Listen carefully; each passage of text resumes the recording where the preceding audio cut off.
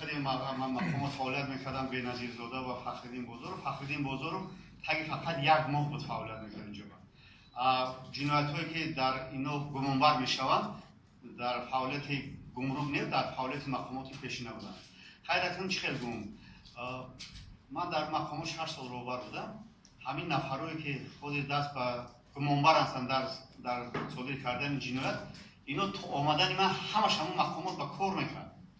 از اون جمله خالمراد هم سردار شعبه بودن، این فخرالدین بازارов هم سرمفتش بودن، دیگر همه در مقامات کار میکردن، فعالیت میکردن. اصلا این معنای اون رو ندارد که هنگامی که کار من چند سال یک جا با اونا کار کردم یا چه خیلی کمک این همچون استادی و شاگردی این فهمیده نمیشود. من مثال در اینجا با چقدر که باشد 2 سال 3 سال است ممکنه اینجا دیگه مقامات میروی یا از گواهی نیست که بعد یک نفر در یک جای جنایت کنند و همه را نسبت با یک نفر رفت جنایت. این هر کسی که گناه کرده است جوابش میگیره. شما میدونید که این سری تفتیشاتی است، خیلی علاقه اختیار بودید که از سودی ولی با خبر هستید.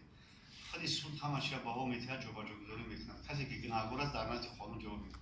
من یک روزی بازپرسی هم نشدم و این گپ هم یک مرتبه دیگه هم افتادن. خیلی من گفتم هست همین هنگامجوی هم است. روز گپ اگه با عزت نفسش کس من رسیدن نیستم، یک ژورنالیست من مکتوب نرسوندم و سردار خدمات گمرک خیلی فهمیده من از که شما گویا که از جمهوری فرار کرده رفته بودید، آیا همین گپ راست است؟ و من در کابینت هم شیشتگی هم شما برای من مکتوب نوشتید. من چه خیلی مضمون نفهمم من فرار کرده رفته هستم، کلام که شما برای من مکتوب نوشتید. برای همین من خواهش می‌کردم که این مسئله سر این مسئله هست مقامات‌های دخالدار خیلی از همه جدا میکنن. کسی گناه کرده است در نزد قانون سوال و جوابش می‌دهد.